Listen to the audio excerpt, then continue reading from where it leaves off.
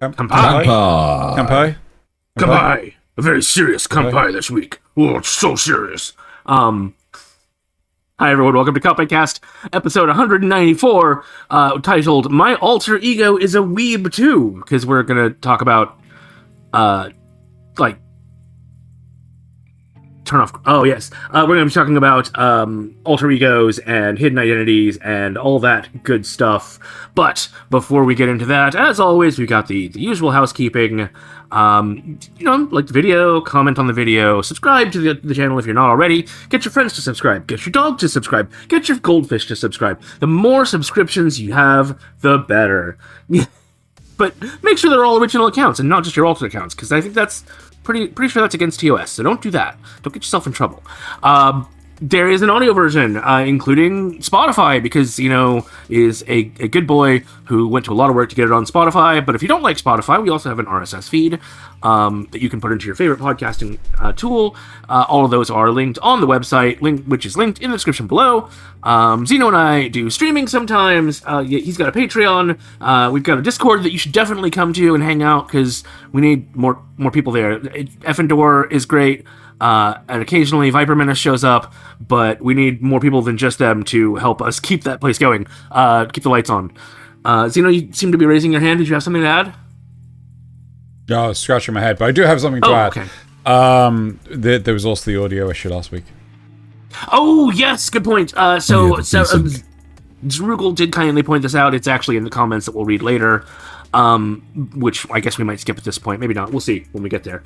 There was an audio issue last week after Thaylien's internet froze and came back.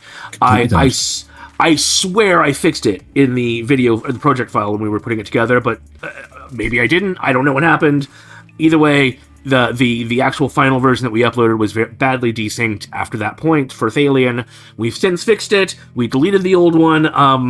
Zerugel and Recuse were the only people that had commented on that. Zerugel luckily had his comment that he could just copy and paste it into the new video, although I captured it before that. Thank you very, very much, Zerugel, for pointing that out, and Recuse for pointing that out. We didn't delete the old one. We just privated it. So, if there was anything comments-wise we needed to get, we could. Yeah. But yeah, that's why he's in charge. If anyone ever sees something like that, do not hesitate to reach out to one of us, either in the comments or directly on Discord, and we'll take care of it, because that, it's a big embarrassment for me. I'd probably say the Discord is better, only because that'll get to us a lot faster. Immediately, because, yeah, typically with the comments, we tend to wait closer to the time of recording before we'll look at them. Yeah, exactly. We do read them all. We just make sure that's more of a concentrated effort than. I gotta wait for the comments to show up before I can come gather them for the next week. Sometimes that takes a couple days. Right. Shall we go ahead? Oh, I didn't make a subtitle for this. I only have the regular title. Shall we go ahead and get into this week's episode? Go on. I'll make a subtitle for this. Literally, it says, "Without my glasses, I'm not Superman. I'm just blind." Yeah, that was for last week's. But was it for last week? No. Oh no, that is this week. Oh my god, I did do it. Yes. I'm smarter sometimes than I give myself credit for. Right. SMRT. I mean SMART. So this is another one that Thaylien kindly donated to us, because he is the idea man in this, as far as topics go. And it was just, the super. I think Xeno and I had actually been talking about this recently as well, in a completely different context, about how is it that nobody recognizes Clark Kent when he takes his glasses off? Oh, I know what it was. We were talking about Justice League and how they were trying to get past something, and Batman was just like, I'm Bruce Wayne, expecting none of the aliens to notice that this crowd of people would be going up to meet famous industrialist Bruce Wayne. Yeah. I feel like, I'm not gonna lie, right? When I was younger, I used to love superheroes, right? I used to be a huge Spider-Man fan, huge Batman fan, so on and so forth. But as I've gotten older and have gotten a firmer grasp of like the sciences and things, as your suspension of disbelief has gotten smaller and smaller. Yeah, tell me about it, right? Because like, only if there was like some sort of like bare, some blood just on the sidewalk or something that we could just take a sample of and just run it through a database and like DNA testing. And like I don't know how secret identities are even supposed to work anymore. Seriously. It's especially bad when it's something simple like I just take my glasses off or put glasses on. So in the original comic it made sense because Superman wasn't built like a brick fucking shithouse. Yeah. So he used to be a normally proportioned man who was just really strong. Super strength. Yeah. And so he could in fact change outfit, change his hair up and do his glasses on, and he looks like just another Joe Schmo. Whereas when he's in the tight latex and flying around, people aren't really trying to identify him. They see the big red cape, they see the underwear on the outside, and that was, a thing. Yeah. So it's like misdirection in magic. You're looking at one thing when you should be looking at the other. I swear there's also some stupid thing about he can like control his face muscles to actually look different. There's something about that. In a later one, they tried to explain it by that, where so if you look at some visual actors, right? People with great face mobility, they can actually look like different characters just by scrunching up their face differently, by relaxing. Yeah, like Jim Carrey, they call him the plastic face man because he can do so many weird things with his fucking face. So anyway, there was a famous interview with Jim Carrey where they said, "Oh, look, honey, that's the Grinch," and so he leans over and says, "I must stop literally Christmas from coming." Literally, it depends on the continuity. In one of them, he does have the face muscle control. It's so stupid. So, I thought it was a mask. I thought that was the makeup. Human voice too. No, I just do that with my face. Yeah, so he basically can give himself the Chad jaw and things by facial control in one of the later comics. And literally change his voice still. So. Oh yeah, he's not a Batman. Anyway, we're an anime podcast. Let's talk about anime. Yes, let's talk about anime. The definitely less, more grounded and less silly form of media. Sorry, I couldn't get that straight out with a straight face. Definitely less silly. Does anyone want to start off with one of these fine shows that we've gathered? Yes, I think we'll go with a serious one that I've now realised we can go into a silly one straight after, which is Shy. Oh, sure, yeah. Yeah. So, Shy is it's a modern magical girl thing, but like with a wash of superhero over the top of it, and they do the secret identity thing by literally having the transformations change the person's visual appearance for people who are watching them. So it's a perception filter. Yeah, like Shy gets white hair changing, as opposed to, and no glasses. Mm-hmm. There is one of them that has in fact divulged his secret identity. He's the leader. He's the British guy. Yeah, the rock star. Yes, and I think the U.S. Army guy also is open with his. Maybe. No, I think he's known to the U.S. military, but I don't think he's known to the general public. He appears in costume for the public. Maybe, yeah. Either way, it's not exactly like they try to hide their identities in Shy, but they just don't go around flaunting it most of the time, unless they're the one hero, superstar. Yes. Like, so I think some people know. Obviously, some people know about Shy, her girlfriend, clearly. Yes, clearly. And I think a couple of people know about Pasha. Is it Pasha?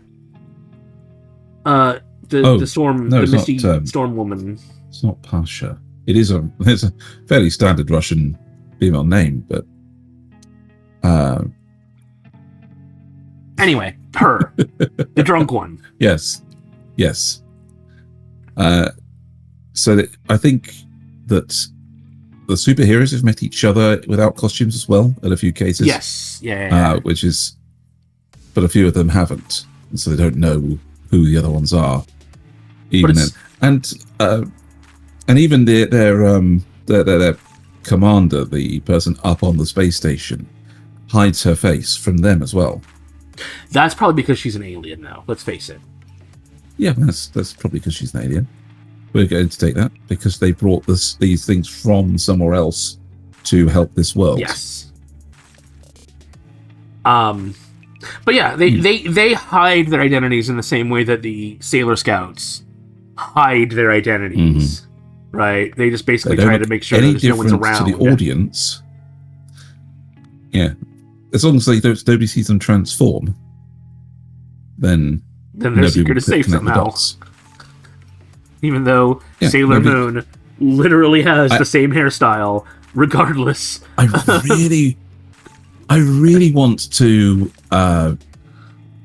see them treat the Shy transformations as the fucking Grey Fox's cowl in Oblivion, where you can literally run around the corner, take it off, and they immediately recognize you as the hero of Kovac instead of the Grey Fox.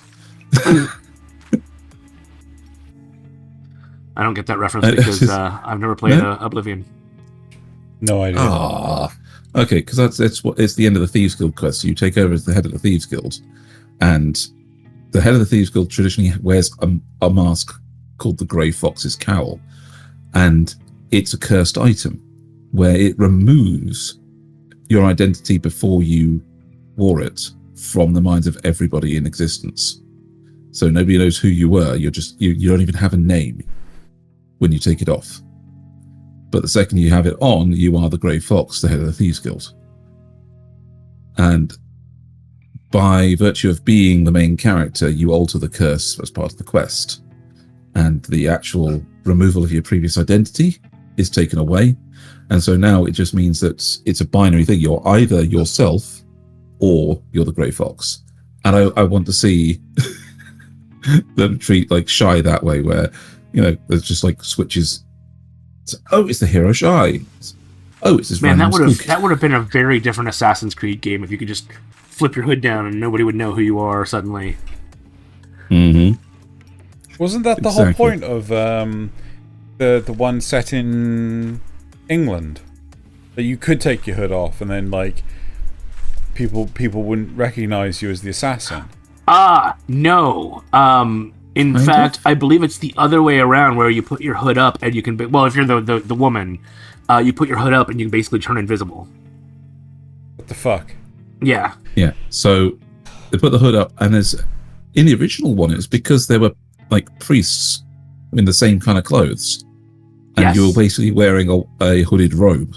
Yeah. It was a blend in. To blend in with priests. Yeah. That's video First game was mechanics. interesting.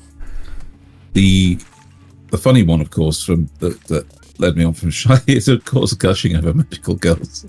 Oh, I thought you were talking about Sailor Moon, but yeah.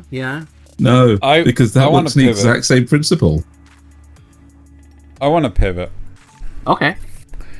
Because go for it.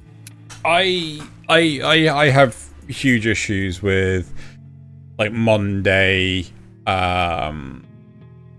superhero stuff or secret identities, and when it's like, if you have any form of deductive reasoning, you can work out who the F this person is.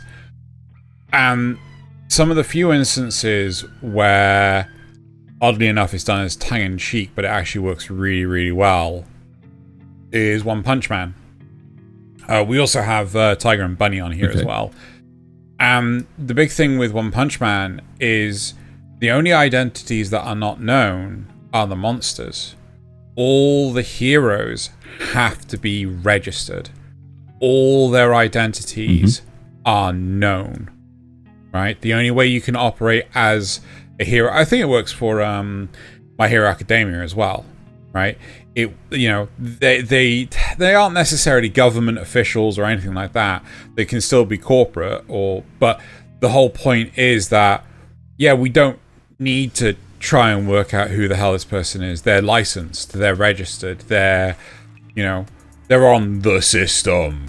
And it works because when you have situations like I'm just gonna throw Superman or Batman under the bus here. The problem is that because they are not, they are vigilantes through and through. Like, not only do you have the villains trying to work out who you are, but you've also got the law enforcement, the government officials trying to work out who the hell you are. I think it's kind of a mixed bag, though. In what sense? In some continuities, I think they do know, but they are forced to register. But in those cases, the government also usually ends up being a bad guy because American comics don't know how to not have the government to be the bad guy. But you also have things like the Suicide Squad, where their identities are all known to the government that owns them. They're also villains. Well, yes, I know, but but they're also not on the books either. They're governmental now.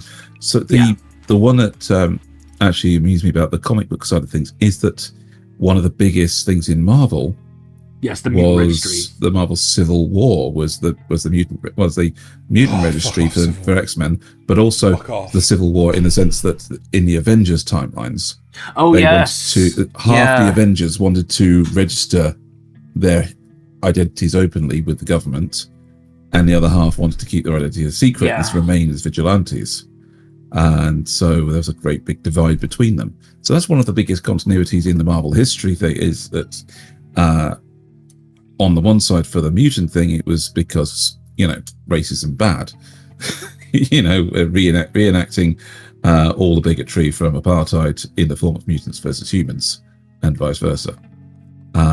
So registration bad there. But in the Avengers timeline, it was kind of very morally grey in the sense that, should we just let random people wander around with nukes, Yeah. And many of the superheroes could come out with their identities and be protected by the government just because they weren't, they didn't have the attachments that somebody like Peter Parker, where he's got the family and the loved ones that he wants to protect from his villains who will just kill them. So it's the problem with the stuff like Civil War in Marvel Comics. So first off, it was the idea is that you need to be properly trained on how to use your abilities, because the idea was that a rogues gallery was meeting up in some suburban area, and some amateurish superheroes was trying to stop it, but as a result, one of the villains was allowed to just basically explode like a nuclear warhead and just took out the entire suburban area. So loads of people died. And as a result, the idea was that, okay, well, metahumans have to become registered.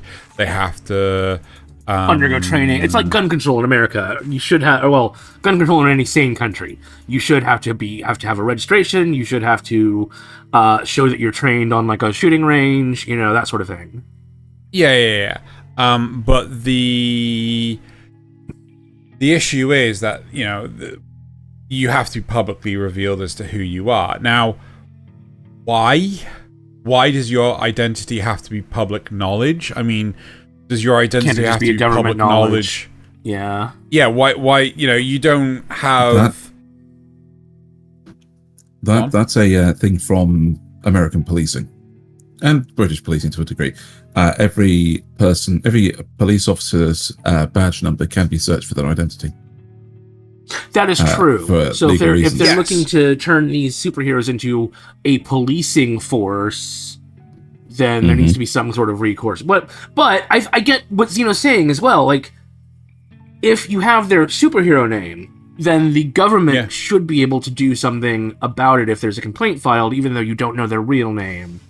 And there are arguments to be made both ways, because there's how do you know that the government is actually? How do you prove that the government is being accountable for these complaints unless you know who they're actually punishing for real? But at the same time, you know, whole new systems could be put in place. Like, you could go, right, okay, so the court proceedings surrounding this have to involve like a gallery of superheroes, right? Not anyone off the street can just walk in. It has to be these different situations, right? Again, likewise, you can turn around and say like, huh? It has to be a jury of your peers, and your peers are just random people. Then that's a thing, both English and American law. Yeah, juries, but at the same time, you know, your peers being superheroes or just anyone? No, your peers being fellow citizens. Right, just citizens. Right, okay, fair enough then. But at the same time, like, there's so many different ways of looking at the whole situation. And there was, at no point in time, there was no, oh, right, well, I quit then. I just flat out quit. Like, everyone had to be... What do you mean? Well, there was only two sides to this coin, right? In Civil War, there's like, you're either pro or against the registration. The ones that quit were then hunted, and so were forced to become the other side by virtue of, we don't want our superhero identities revealed, even though we've quit. Because if we quit and we become known as our superhero identities, the repercussions will still follow us, even though we've quit. Quitting doesn't take away the villains. That's not what happens. So the ones that did declare they weren't trying to take part in it were forced to be on one side or the other by virtue of the way it worked out. You can't just quit the mafia. Anyway, yeah. So I fucking hate Civil War. It's such a piece of shit. Like, the movie was so much better than... Point of all this is, America has done registration stuff. Or sorry, I should say Western comics have done registration stuff, but they always... But they undid it. They always do it in a very dramatic way, as opposed to something like Shy or One Punch Man, where there is a registry, but it's not like... just public knowledge. Let's tie this back to One Punch Man. I really like the one in One Punch Man because they're all registered, but they're all heroes and they're treated as the complete maniacal, quirky people they are. Yeah. And it's more along the lines of, yes, so please don't blow up the city. We're going to register you as a hero and you're going to pay you to be a hero. So please don't destroy things when you're fighting. Yeah. It's all the collateral damage in superhero stuff is just... Whew. How do they ever rebuild in time? Because, you know, have you ever seen how long it takes construction projects in the regular world? How do they rebuild these entire cities, more or less, in comic book movies or comic books in general in, like, months? Yeah, some Tokusatsu throws a monster through a... Tokusatsu throws a monster through a high-rise building. Yeah. And yet somehow that high-rise building is still there for next week's monster. Yep. They get the robots to build. They get the giant robots to build them. Yeah, and then the giant robots get taken over by a computer virus, and you've got to send girls in power suits after them. That's a bubblegum Thinking crisis about reference. That. It is. Indeed. Thinking about that, though, well, the Tokusatsu thing. What about the secret identity in Go-Go Loser Ranger?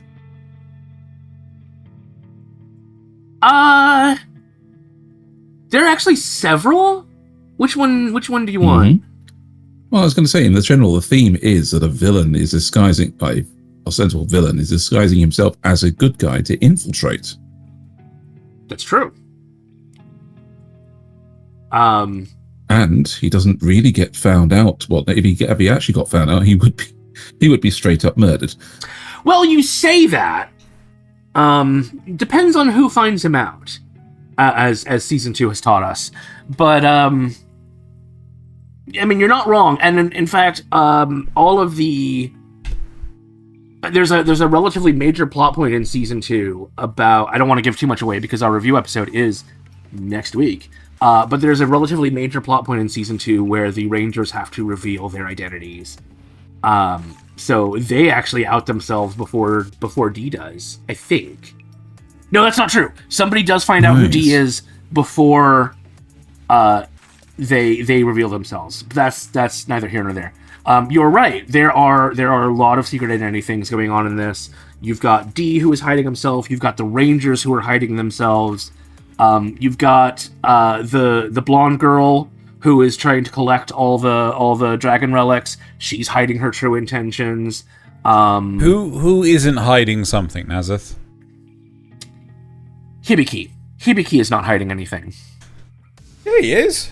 No, he isn't. Remember from season? He's hiding. From season He's 1. hiding from people, but he's not hiding anything. D knows all his plans. He knows what he wants. Eventually, right?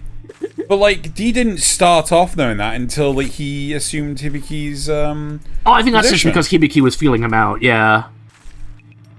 You know, that was like halfway through season 1. Fair. So who doesn't have fucking secret plans and machinations? Ouroboros. Ouroboros doesn't have any.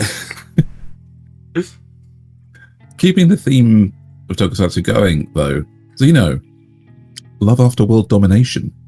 Ooh, that's a good one. But that's a comedy, It is. right? They But don't that's take the fun of any. it. But feel it still that- does have it. Like the just because it's a comedy doesn't mean they don't come up with creative and fun ways to hide the true identities of our hero and villain as lovers, right? Mm-hmm. I mean, the problem here with Love After World Domination is that the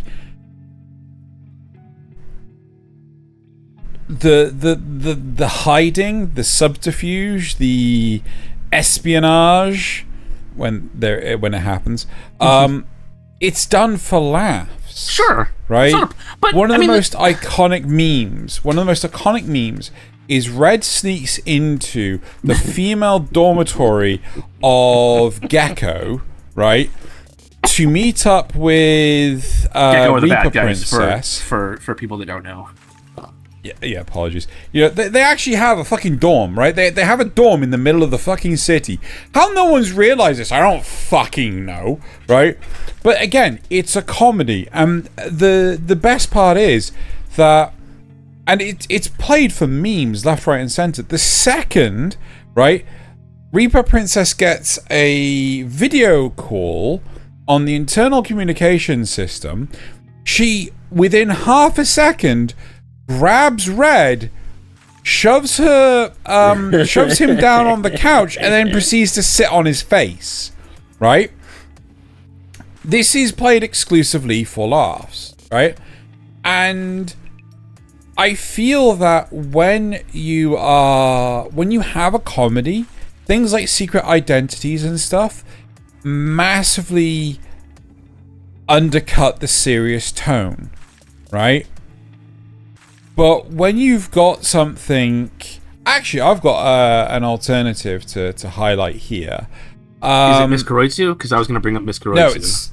No, it isn't. It's actually Lycoris Recoil, because I had to go look up... So, in Lycoris Recoil, basically, you've got all these spies throughout the city, right? They're all secret agents sort of thing. They're all kids, right? They're all military-trained kids to take out threats of violence before they happen, right? And they are a secret organization, and they are dressed up as schoolgirls, right? Which is something that you would expect to see commonplace in the streets of Japan, which is why it works, right? Mm-hmm. This is great, but when you've got a fucking character that's wearing fucking bright red spandex, like in, you know, Love After World Domination, it's like you are attracting more attention than the sun. This is so secret. This is another thing that actually works. And Spy Family with Lloyd, right? I think is a brilliant example of secret identities, right? Because it isn't just a one-person team.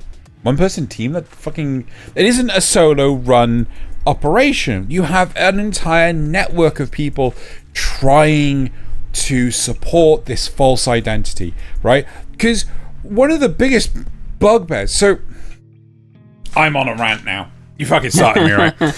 Everyone sit back and relax. Right, one of my favorite characters, Deadpool, right? Wade Wilson, Merc with a mouth, right? He is known to be Deadpool, and he doesn't try to lead a double life. Whereas Peter Parker is, he is leading a double life, right? How can Peter Parker be in two places at the same time? Same with Superman, same with Batman. Batman is a little bit more understandable because he has money and he can buy the situation that he needs to excuse himself from or whatever. Tony Stark and Iron Man, I never fucking understood why he didn't just remote pilot the Iron Man suit constantly. Because adrenaline junkie. You fucking tell me about it, right? But when Iron Man and Tony Stark needed to be in the same place at the same time, just this is just an empty shell. Yeah. Right? It's got but again, when you have a situation like with Lloyd, like with other character I said mere moments ago, Lycoris Recoil, you have an entire organization that is devoted to the whole espionage thing. It works, right? Well, James the only one Bond, you ever really see is Scruffy, but I get you. I get what you're saying in Spy Family. No, but you know that he works for an entire organization. Yes, you also have Twilight, not Twilight. Nightfall. Twilight's his name. Nightfall, yeah. You also have Nightfall and things like that. But he's part of an entire organization. He's not very helpful. But again, I get what you mean. But again, the reason why James Bond works, right? James Bond doesn't go around pretending to be something he is not. He is a spy 24/7, right? That is what Lloyd inextensively tries to be, but that's definitely what Chisato and what's her name? Takia are in Lycoris Recoil. They are spies their entire life, right? At no point in time do they try to be anything else. Yeah? Yeah. And that's what... Except when they are confronted with anybody in the public, because then they're pretending to be ordinary schoolgirls, which is why they have secret identities. I think you're confusing the idea of spying with secret identities. Secret identities are just somebody that you can be to fool another person, and that applies much more broadly than you seem to be. No, yeah, when our hero isn't in the red Love After World Domination, when he's not in the red suit, you wouldn't know him from his character. No, you do. That's the whole point, because he is outed. He gets constantly harassed on the streets, right? People know him to be red. Oh yeah, because he doesn't wear a mask. He just has the suit. It's just like Tokusatsu. Yeah, but no, people know who he is. It's not like in Power Rangers, right? Right. Where Jason, Trini, Zach, Billy, Kimberly, so I was trying to see if I could remember them all. When they don the suits, no one's fucking around, right? Exactly. No one knows that they are the Power Rangers, right? But with Love After World Domination, everyone knows they are the Gelato 5. I mean, the Blue is constantly bigging it up so that girls will go out with him, right? He's constantly abusing his alter ego to, that doesn't. I think in a weird way, one that handles it better than Love After World Domination, possibly because it doesn't have secret identities again, is Miss Kuroitsu. I promise we'll get off of these Toku shows and back to other stuff in a minute, but because in this one, you know who they are. They're all registered. The evil organization is run as a registered business. The second in command is an executive. I mean, their identities aren't really hidden. Even the good guys, their identities aren't really hidden. But there are also like these weird, clear rules of engagement. So like they can't just go retaliate. So there's no need for secret identities. You see what I mean? Yeah. Yeah, no, I get that. I wish I could unsee what I glanced at above me. It's a dinosaur! It's a dinosaur! It's a dinosaur, yes. Dinosaur! Anyway. Okay? But yeah, this is another comedy show, so you don't expect it to be something more serious. But okay, here's another one. Here's a brilliant example of this is going in the right direction, even though I kind of wish the show would get on with it. Kaiju number 8. Right? You know, Kafka gets outed really early. Right? Well, end of first season. Really end of first season, but really early in the overall narrative. A second half of Volume 2. Sorry, what? Yeah. Mm-hmm. So it's really fucking early on, and the manga's just so the animation. He gets outed to only specific people. Sure, no, but he gets outed to the worst people to be outed to, right? Mm-hmm. He gets outed to the kaiju prevention squad. Kaiju hunters, yeah, right. And like it is great in that regard. Like there is so much behind what is going on with Kaiju number 8. I really need to get back to reading it. But you know, especially now that it's the ended. great thing is, has the manga ended? I think it's either this month or next month or last month. Sorry. Okay. But even so, like the whole point is that Kaiju number 8, the you know, he's trying to hide himself. He's trying to follow his dream. He does get outed, and this is exactly what should happen with so many of the other characters that are like trying to lead double lives and things. I know this is a trope in several pieces of Western media, but fuck me if I can remember any of them right now. But I know it's like, he got turned into a weapon, and now he has to, in order to stay alive and keep the government from ending him, he has to work for the government as a weapon. That sort of thing. If you know of any of those in the comments, Jason Bourne. Yes. Yeah. If you know of any of those in the comment, please let us know. Yeah. Oh, there's at least one movie with Leonardo DiCaprio who was playing a forger who ended up getting arrested and had to work with the government to catch other. That's the one. Not exactly the same. But wait, what? No. Yeah. You know, he's constantly. Wait, hold on. Yeah, so that was the end of the movies, you know, was that he actually did catch him, and they put him to work for the government at the end of it. Right. Sorry, I misunderstood what you said, forger. No, it happens right at the end of the movie. It's the very end of the movie. They do catch him once, or on the verge of it. Yeah. And then he escapes again. And they only managed to catch him finally because they track him down in Germany with an actual Heidelberg press, actually printing real checks. Right. But just ones that the companies themselves hadn't printed yet. I thought he gave up because I thought he gave up because it was just a case of like, you know, it just wasn't fun anymore because he had nowhere else to run here. They got him all the way back to that point where he was creating real checks, and then there was nowhere else for him to go. And even then, no real thrill to it. So they managed to catch him, put him in front of a check, and ask him if it was real or fake. And he just went, "No, it's fake." And they said, "Well, how do you know that?" And he pointed out like 16 things about the check that made it fake. Based on a true story. Own people hadn't found out. Yeah, exactly. Yeah. Anywho, but yes, but that's the fun. These trends that, in reality, many of these secret identities should be called out and should be easily broken down. But the fun thing about anime is that it can give you worlds that they wouldn't normally be. found out because they're not modern. One of Nasuth's favorite is the Eminence in Shadow.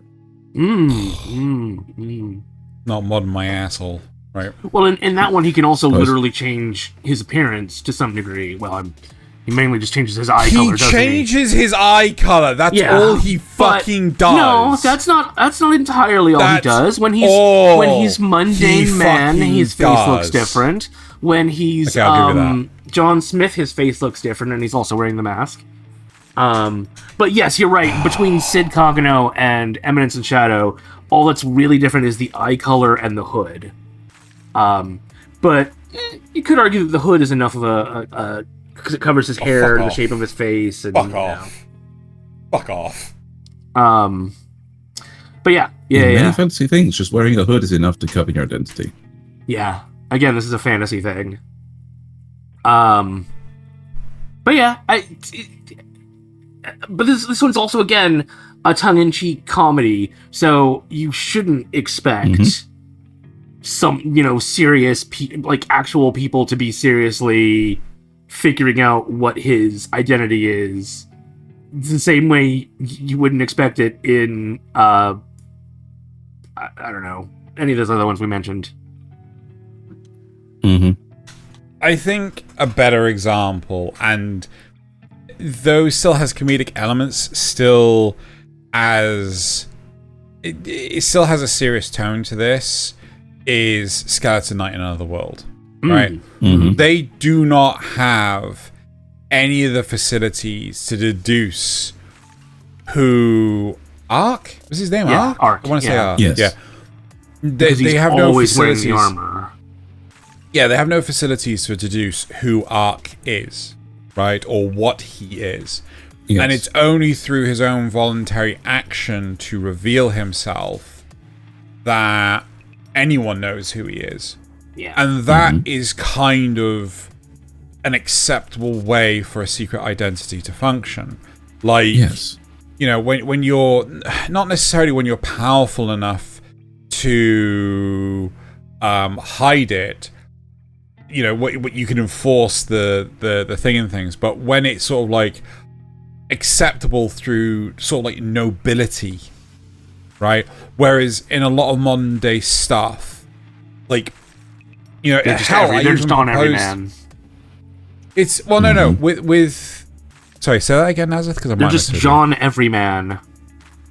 No, it's more a case of, how I proposed with the whole Civil War thing, like, a court of just superhero characters. Yeah, right? yeah. And you said that, the American citizens would push back against it. That's the sort of thing that you would expect with anything modern day. Someone would push back. But when you actually have, like, a medieval nobility-based setting... When you've got divine right and such, yeah.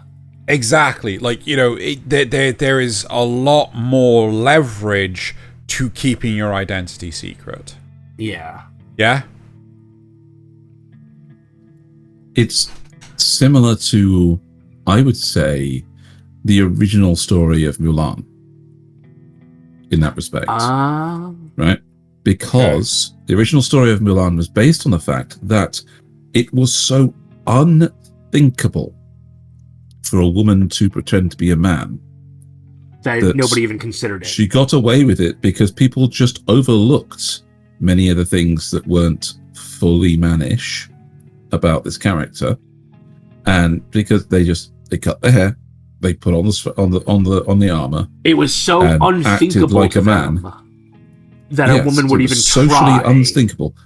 Yeah, that. So even the Disney version got that bit kind of right, is that cutting your hair and dressing up in the right armor is enough to the point that one of the characters even worried that he might be gay, because like he was so unwilling to think that this was a woman, or unable to think, not unwilling, unable to think that this might be a woman, that he thought, well, I just attracted this really pretty boy. And to the point where the Disney version is often memed, like where he's walking out the tent. It's, I can't believe that the femboy twink I fell in love with is actually a woman. Yeah. So that is, again, it's a social construct. I'm not entirely sure how that can't do it. links in with Xeno talking about Skeleton Knight, though. Well, in Skeleton Knight, it's a social construct that a paladin can go anywhere without removing his armor. Yeah, it's that social construct that he is a noble man on a noble quest, and so he can't reveal his identity, so he doesn't lift his helmet ever. Is that what you were getting at, Xeno? Yeah. That's literally what I was getting at. Okay. So good point. That good point. Noblesse oblige is a simple thing. Or you're just saying he's cursed and he can't take off his... Oh, like in Unwanted Undead Adventurer. He's like, oh, I've been cursed and I can't take off this mask. Indeed. Yeah, but he literally couldn't. I know, but... Yes. But it's one of those things. But in this case, it's a thing taken by, no, I don't have to because I am noble. Yeah. And I don't have to reveal my identity to you. It's the same sort of thing. People just accept that because it's a normal thing in their world to either have nobles who won't take off their armor, or people who get cursed with strange effects. I mean, a few people have tried that on a different thing in more fantasy settings, where like somebody said, "Well, take off your helmet and let me see who I'm thanking." Say, "I'm sorry, the fight dented my helmet, and I can't actually take it off." Yes, I know you're referring to Knight's Tale. Hubert. Yeah. I do think, though... Nope, sorry, go ahead.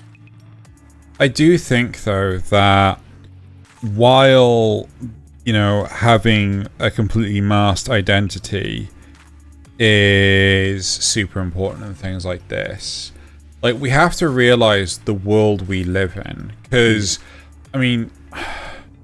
I'm going to briefly touch upon it, but because it is relevant in the Guyver, where Sho's identity is identified like nearly instantly because the equipment that Kronos is using has cameras.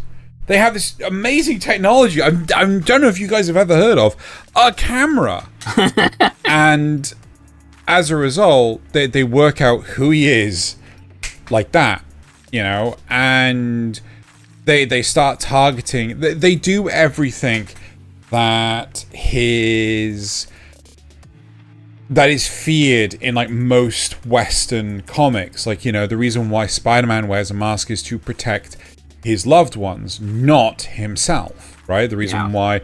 that's the whole crux of it, and because he can't be everywhere at once, and that I think this is a perfect example of why secret identities are fundamentally important, and B, why they are fundamentally impossible to keep, right?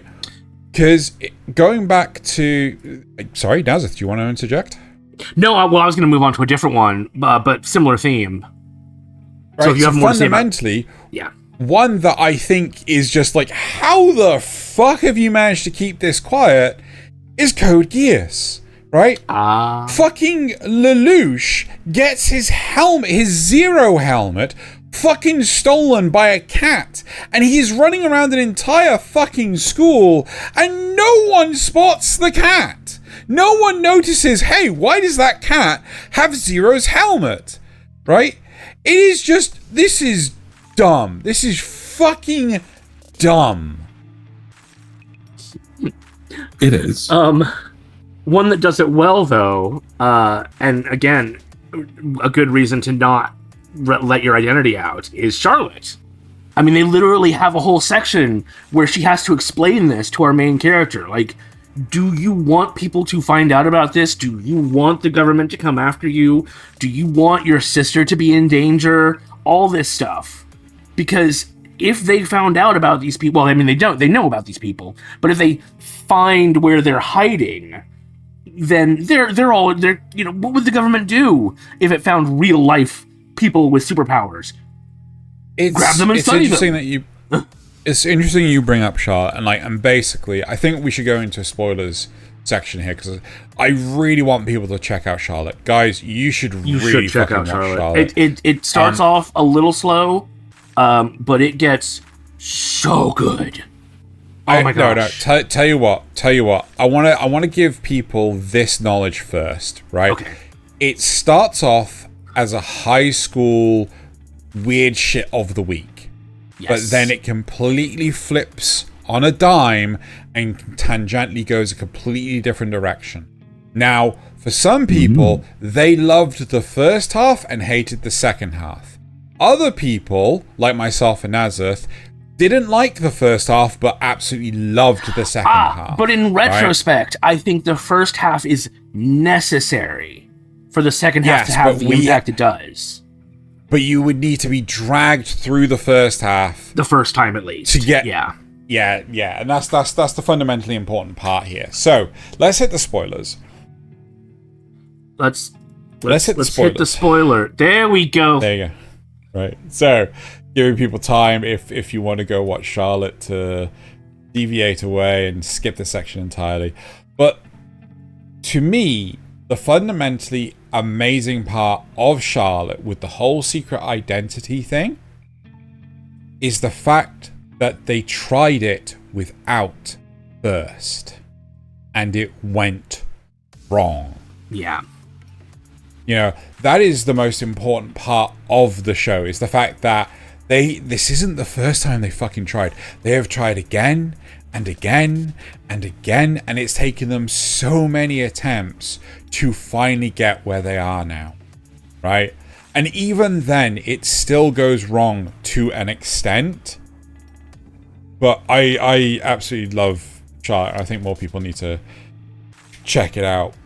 But yeah, it's a very good lesson in why secret identities are important and how fragile they can be in the modern world. Yeah.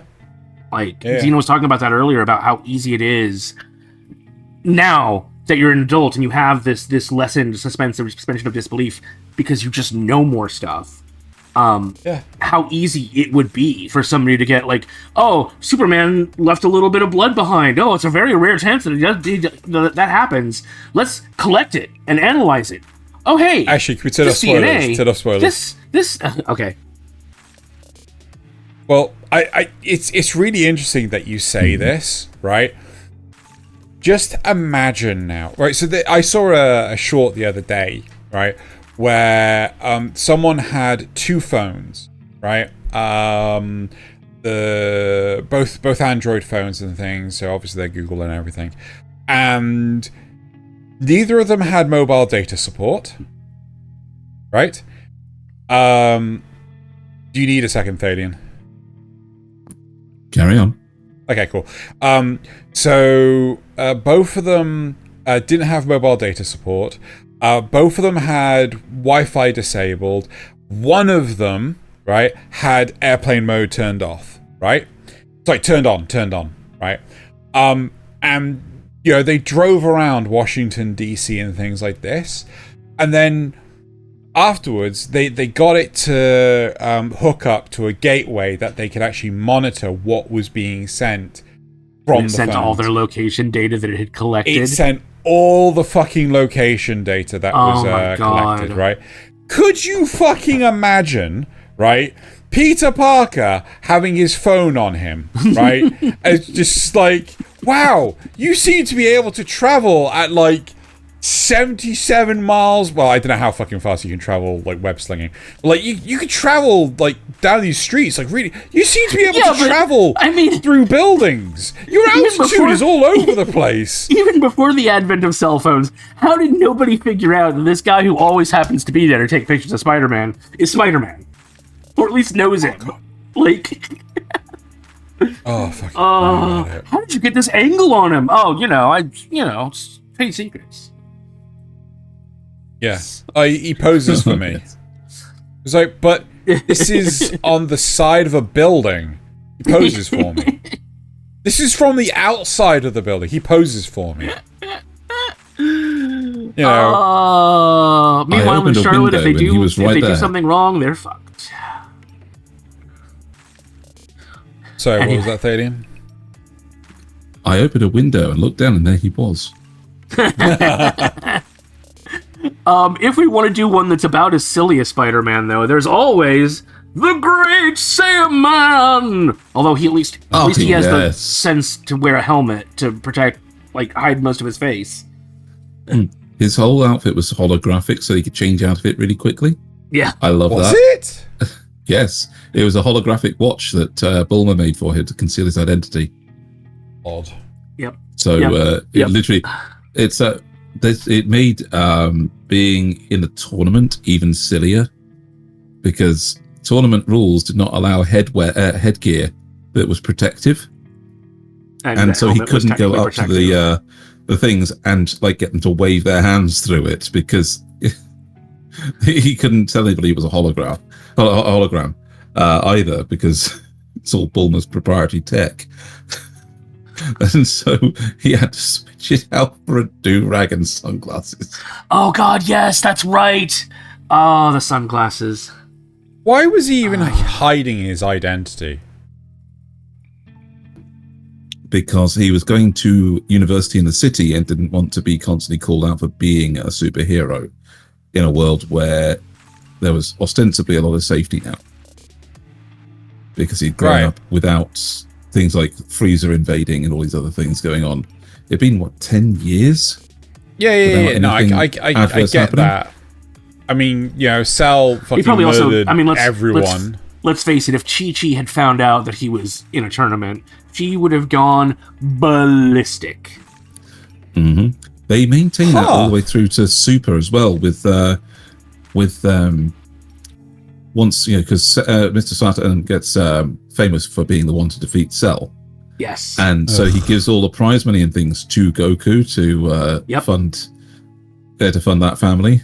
And at one point I think it is Super, Goku goes to get his tractor repaired. Yeah. Yeah, he has to get his tractor repaired in the city and carries it there. But he meets up with Mr. Saturn and the thing, and he has pretends to to get hit, and then flies off the stage, grabs the tractor, and flies off again. It's just Wait, but isn't that because Chi-Chi turns up?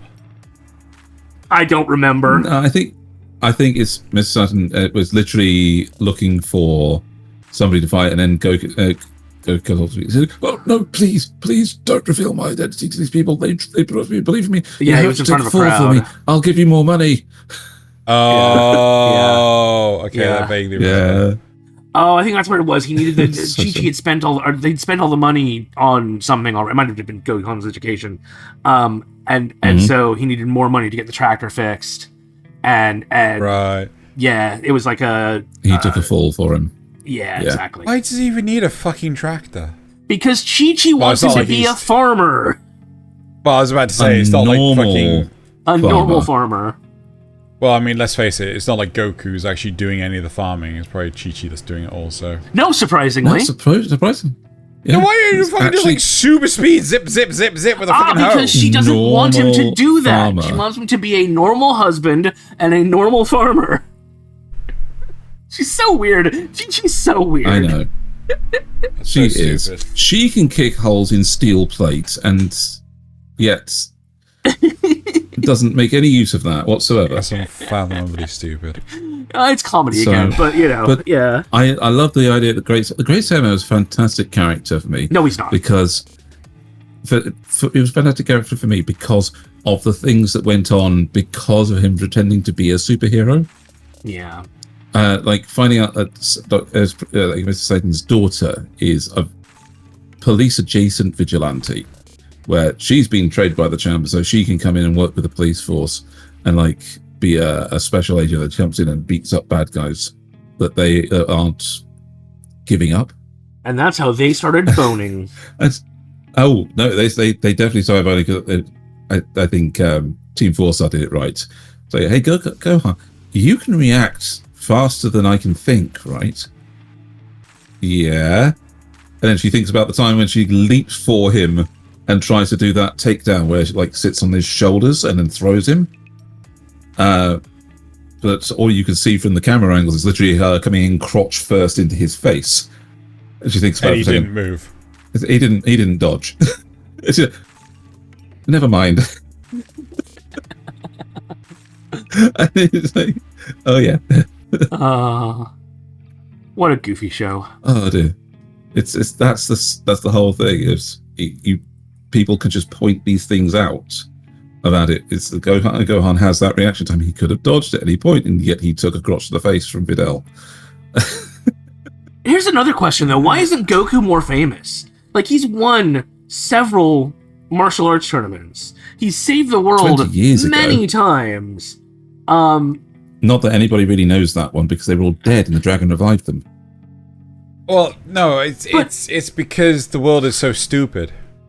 That's true. Yeah, their world is genuinely stupid. I mean, like, The world is genuinely take into stupid. consideration, Raditz turns up. I mean, granted, it's convenient that Raditz is on screen right now.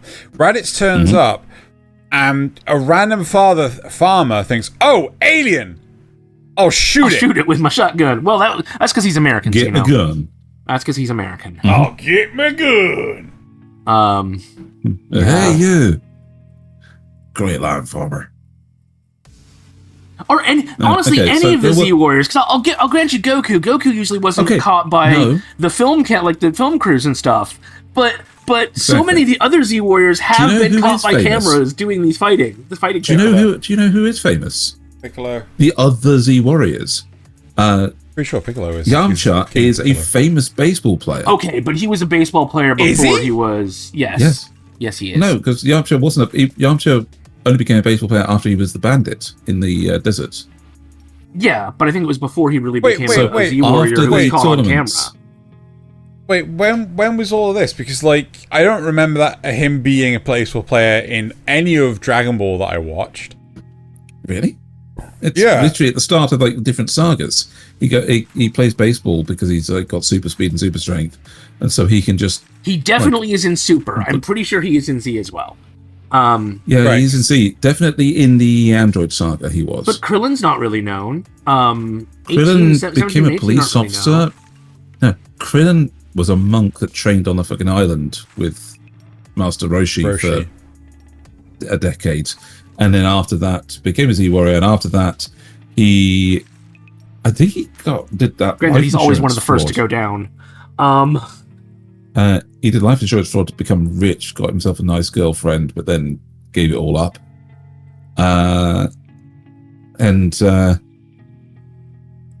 Then got with 18 and he became a police officer. And how come nobody seems to know? How come nobody seems to know about Kami? They have airplane travel. Surely they have satellite TV or satellites in space. Like, how does nobody know about the tower? Okay, The I know Mr. that Popo one. influence. Yeah, Popo. Oh, of course. Yeah, that's Popo. Anyway. That's Popo. Anyway, Let's. so I know it's hot. Do you want to keep going, or do you want to wrap up? I could go for a bit longer. I just want to get off of Dragon Ball, to be fair. Okay, all right. We'll go on to something equally silly, as I have to explain to you the magnificence of Soga King. Oh yes. Oh, fuck's sake. So the reason Zeno and I are kind of curious about this is one of our Kohai in Notice Me Senpai uses the Soga King avatar, and I have seen exactly one scene where the character is singing the Soga King theme song, and it was insane. I mean, we all know who the character is, but I don't know why Usopp is dressing up like this Soga King person. Okay, so let me set the groundwork. They have gone to the city of Water 7 to repair their ship. They want to find a shipwright and repair their ship so they can keep going.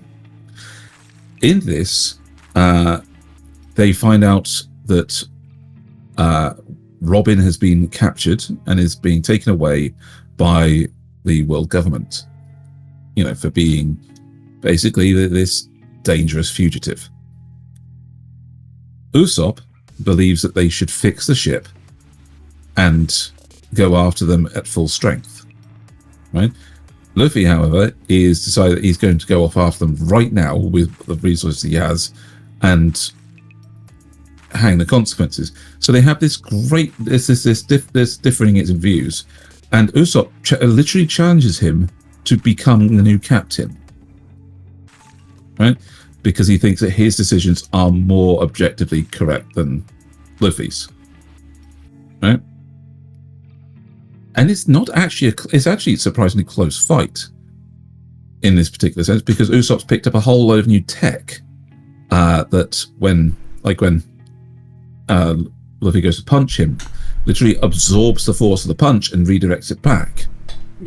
So Usopp's actually picked up some new stuff that makes him actually more useful at that point in the story. In any case, Usopp does lose.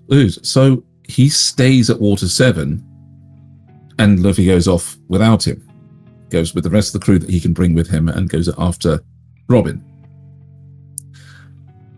Usopp, of course, has a conscience and knows that Luffy is actually doing the right thing, even though he's doing it at the wrong timing, and wants to go after him. But he doesn't want them for his own to pride. know. Yes, he disguises himself as a new person, as but the it's Soap such King. a fucking obvious disguise. Like, It is. But this is the case that Zeno's pointed out, that Luffy is stupid enough to believe it. So Luffy actually believes that King is a different character, right? That has come to help them in their time of need, and that Usopp is the one that actually sent him. And what's even better is that because they all line up to take on the world government, and King is the one that shoots down their flag to declare war against them. The world government now believes that King is a real person as well, right? And believes you that might he's say on the that crew. Usopp has a nose for disguise. Yes, certainly a nose for trouble. Anyway, so this is a thing that I absolutely love it as a stupid concept, because Luffy, Chopper, and Zoro believe it. Oh. Sanji's not sure, and every single female aboard is like, no, there's obviously Usopp. What are you talking about? Every single one with common sense is like, oh no, it's obviously Usopp. This is stupid. Don't even. And the fact that literally the captain, the first mate, and the doctor all believe that he is actually Soka King, and that Usopp sent him, is part of why it works as a disguise, because they are just stupid enough to actually believe him. But also, he does commit to the bit. He sings his own theme song. He uses a new slingshot sniper, and he even goes to the pains of, once the fight's finished, saying that he'll leave now, and Usopp comes back to join them once the ship's fixed. Oh, that's almost as bad as Tuxedo Mask. Yes, and I can't help but as an arc in the thing, and the fact that to this day in the story, to the current season, right up when to the end of the last arc, where they defeated two of the great warlords of the sea, and Luffy became one. Luffy became one of the seven pirate lords. Wow, spoilers! Jeez. Yeah, no. Honestly, he's going to be king of the pirates as well. I don't think that's a spoiler. Anyway, they don't change his photo in the wanted posters up until that point where he he's Usopp, still with brackets Soka King in the new season. But up until 500 episodes or something, he's Usopp isn't listed on the crew in terms of the wanted posters. Soka King is. Oh dear. Okay, I'd like to talk about a weird one, unless either of you have any you really want to hit. Okay. So I want to talk about a red herring secret identity in Paranoia Agent. So if you've never seen Paranoia Agent, the general idea is the city is being terrorized by this malevolent figure called Little Slugger, who rides around on roller skates, carries a golden bat, and hits people, right? And everyone, the police and everyone trying to figure out who this guy is, who this kid is, so they can stop him, right? But the reality is that nobody would be able to figure out the identity of Little Slugger because it's kind of a supernatural phenomenon, and I don't want to get into the spoilers of. No. Well, yes, but no. I don't want to get into the full details of it because it's spoilers for the ending of the series.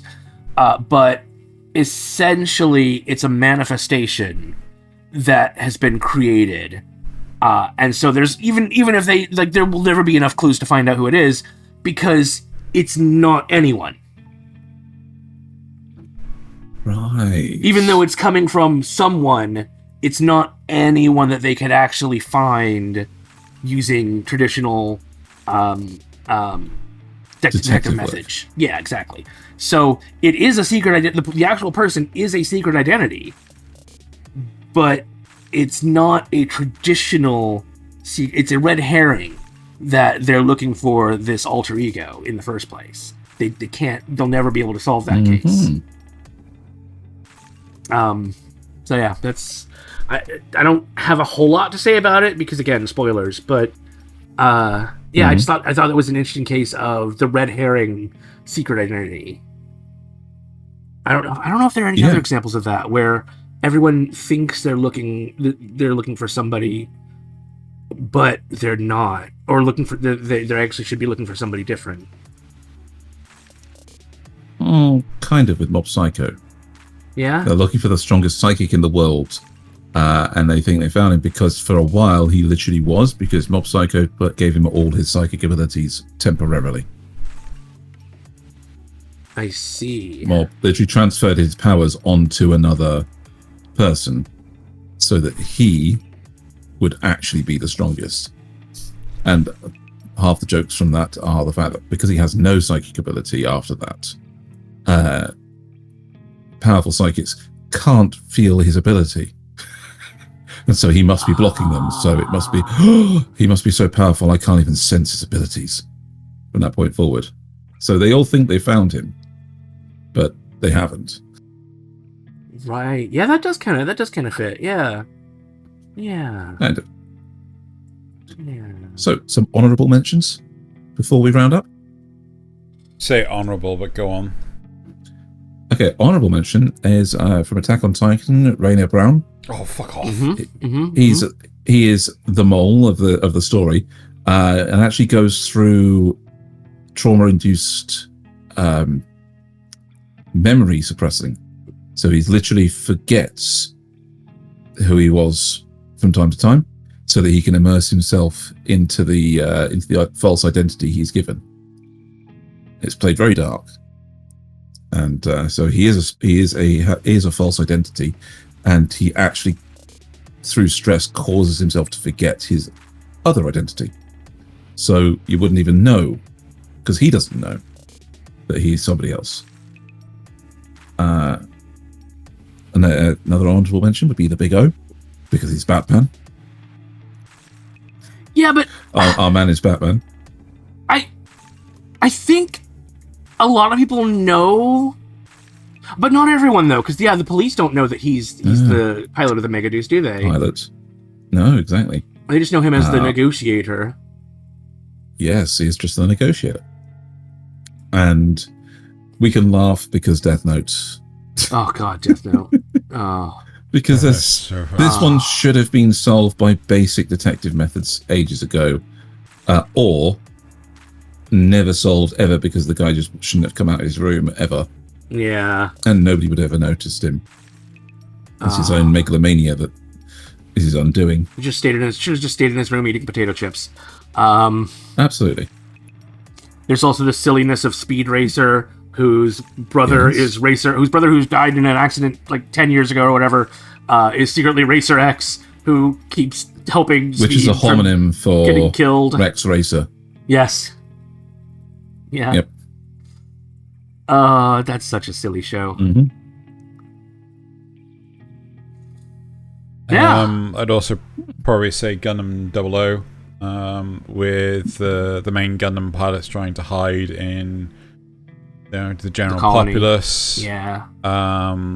I'd also say Magical Spec Ops Oscar. Wing did as well, which was very weird.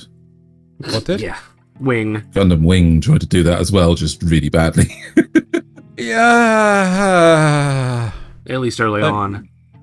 The fact that they turn around within like 5 seconds to go like, oh, I'm a Gundam pilot. It just kind of really undercuts the whole thing. The regular Magic High School is just the simple fact that he's completely underplayed as, you know. Well, no, because he's also Taurus Silver.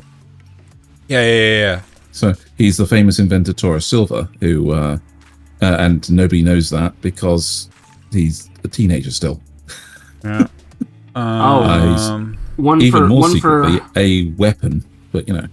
One for a secret identity that's unattempted, like, is Misfit at Demon King Academy, because he keeps telling everyone that he's the Demon King, and they just don't believe him. At least early on, at least for like first season. Yeah, that one's hilarious. Until he beats somebody up with his heartbeat. Yeah, it's the first episode, man. I know. Is there any other? I don't think there's many. I'm sure there are plenty of other ones that we're missing, but probably. Let us know your favorite in the comments. Sunraku. Sorry, I just glanced ahead at the supporter question. I'm sorry. Yep. Right. Yep. Okay, let's move on. Right, supporter questions. Regal says, did you enjoy this episode? That's awesome. But did you hit the like button and do a comment in the comment place? Obachan will be disappointed if you don't. For those who don't know, Obachan is grandmother or old woman. Don't be a very naughty boy. Okay, Ozino of the YouTube, what is thy wisdom? Ignore the other two.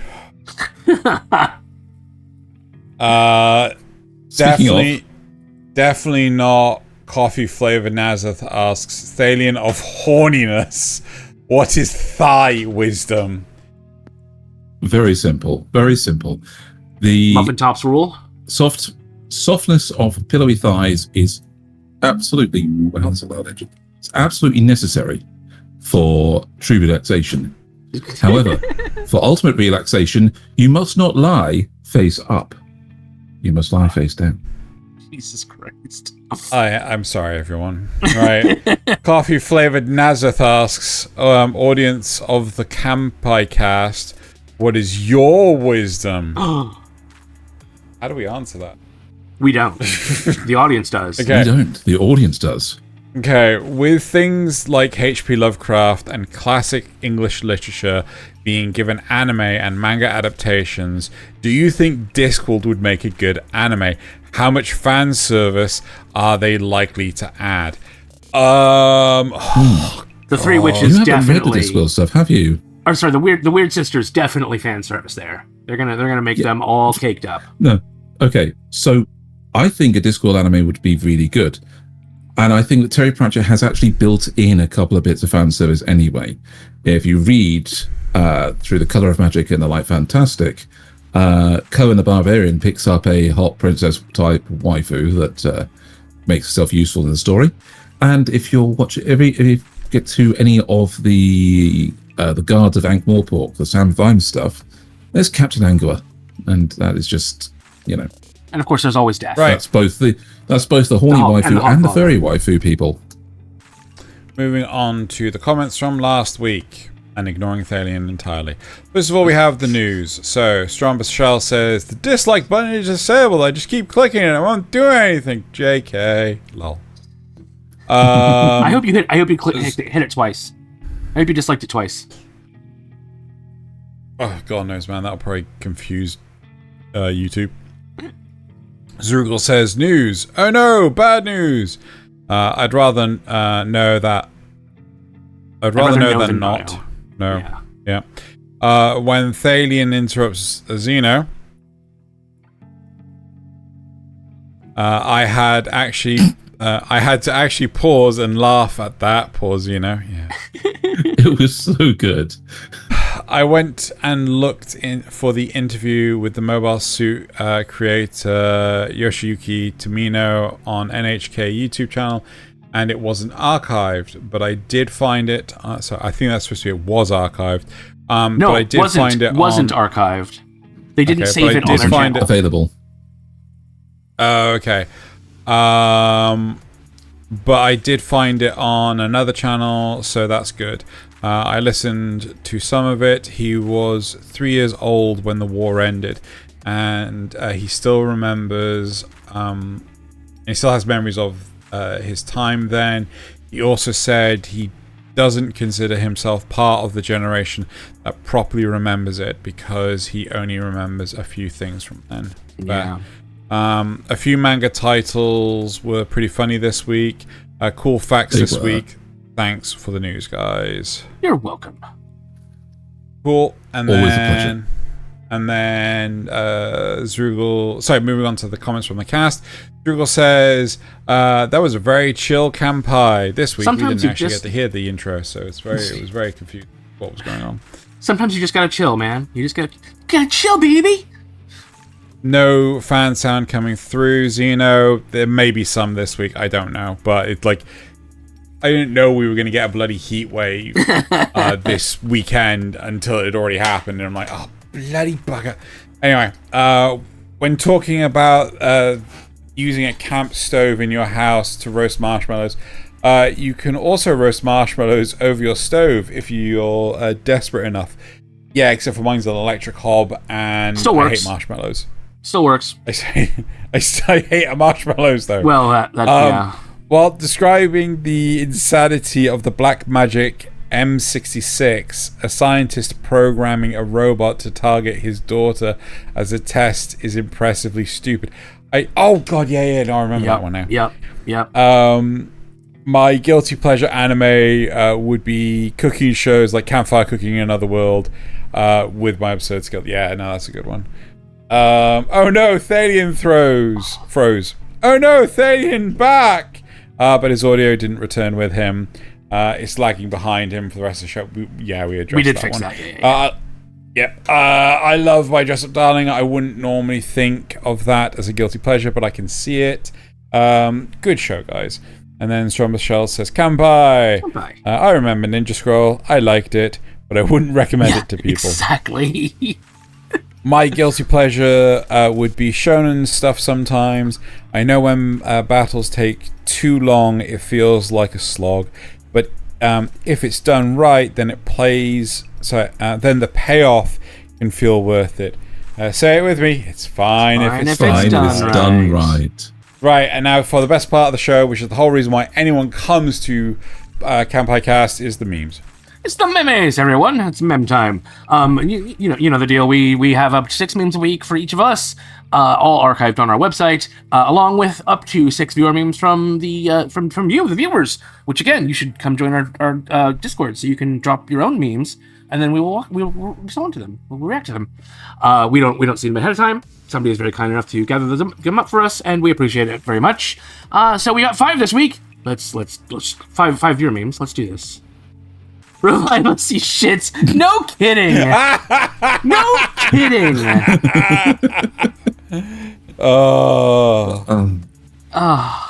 Didn't they wish like all of Frieza's victims back at one point, but it didn't count? Dynamic, yeah. Anyway, MILF. Man, I love ferret. MILF. It's a very nice ferret. Are you basically a complicated household plant? You are basically a complicated household plant. Remember to give yourself water, sunlight, and love. Look, if I could photosynthesize, I would be in heaven, alright?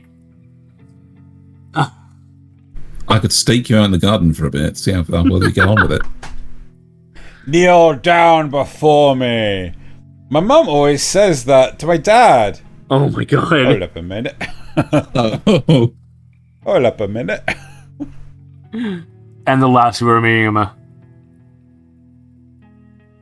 Oh, classic. Kid me wanting to look like Vegeta. Adult me getting his hairline. I've got the Nappa going on, personally. Right, so I've got 3 spicy adjacent memes this week. Starting off with the first one, which is also a video meme. Oh my god. So that's a Fairy Tail, for anyone who didn't know that. Oh, yes. I don't know what's going on there, but yep. Anyway. For those who know. Included. Oh Me my wanting god. to unsubscribe from Adobe. You'll be charged an early cancellation fee of $450. Fuck you, Adobe. Yeah. Oh, wow. Yeah. Yep.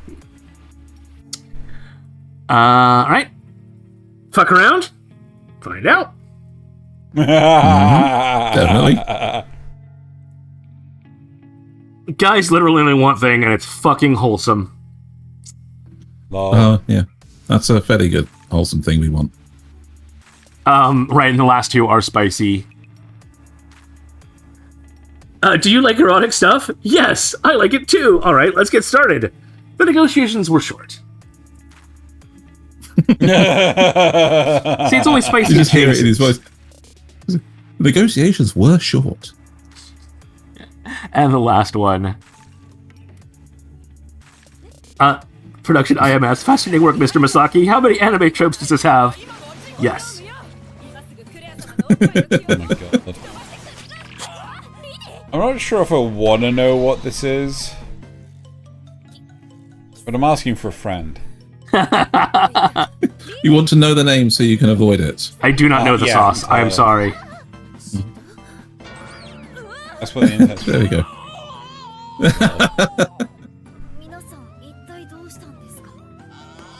What is going on here? Just killing the main character a bit. Oh, it's Should looping. we be able to hear anything? Oh, could you not hear that? Oh, I didn't put my audio through to you. Oopsie. Oh. Oopsie doopsie. Well. That said, Fix that. my first one. Teacher, who started World War II? Correct. Oh my god. Oh my god. It's that happy my face and that reaction is just God. perfect. Oh my god. This one's a sequel. Lately, a bold old man calling himself Shining Pink has been seen on Cherry Blossom Road. Hey girls! He has been engaging in indecent acts towards women. Ladies, please stay alert. Want to see something thrilling? Check this out. Dazzling pig! Stop! It's the time freeze guy's back. Takes his glasses off, takes his mask off, bikes him over to the police station, and restarts time there. So I told you I was not that pervert. Please accept my apologies. Fuck. Oh, this is And from so Shining Pink was no more. Yeah. I'm This is pretty the sure it's a sequel to the time stop guy that saved a girl from getting isekai'd. Okay. Yep. This one's a bit charged. We can end this now. It's not too late. Putin. My god. Oh my god. Hey, Grillin. Did 18 make printer noises when she gave birth to Marin? I could just hear the sounds. He looks so proud of himself for coming up with that. Slightly spicy one. Hey, Aqua, did you know darkness has a seashell tattoo on her thigh? Really? Yeah, if you put your ear to it, you can smell the ocean.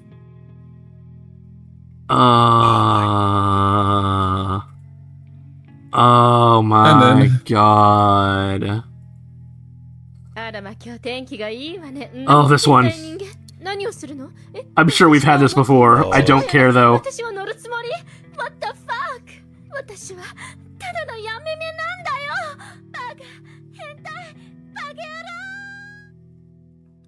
Yep. Classic. Oh. Classic. Alright. Apparently memes were a little thin this week, according to, well, all 3 of us, so... Xeno. Oh, it This took me is- ages to find stuff that was worth memeing. Starting Wait a off second. with... I feel...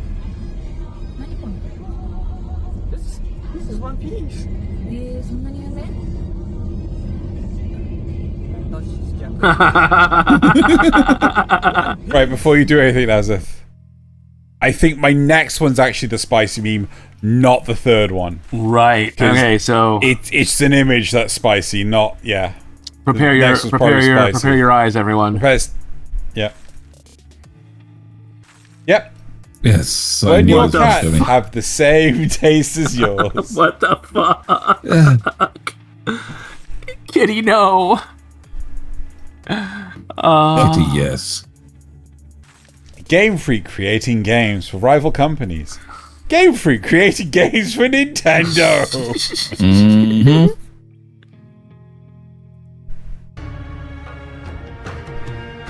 Oh god, yep, I saw this one.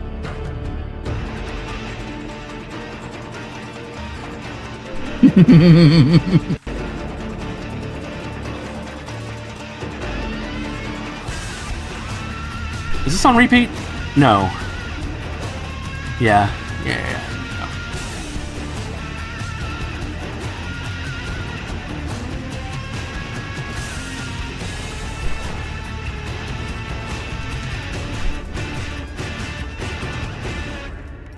Pretty sure that's our copyright strike for the episode.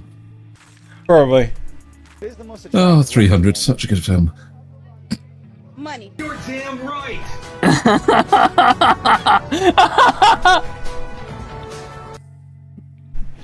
Oh, perfect. I don't know what number that cosplay. was. Nice. Was that 4 or 5? That was 5. Okay. Regular driving on the road. The pavement is wide enough. Drive. Yep. Mm-hmm. And by pavement, they mean sidewalk. No, this is Yes, pavement. because you walk on the side. Americans always need to fucking oversimplify things. Oh, tell me about it. But the pavement's the road. Anyway, that is it for this week's Kanpai Cast, right, Xeno? Yes, it is. A little bit shorter one, mostly because melting hot, so hot. And get out there and cool down. Also, be careful and take it easy out there, you guys, if you're also suffering from the heat. Yep. Right. It's so humid. It's like being sat next to a big, wet, panting dog. Right, so that's it for this week's episode. Thank you. Next week we'll have the full season review for spring 2025. Thaylien actually watched more shows than any of us. Crazy. Anyway, right. So now it's time to bottoms up and Kanpai. Kanpai! Kanpai.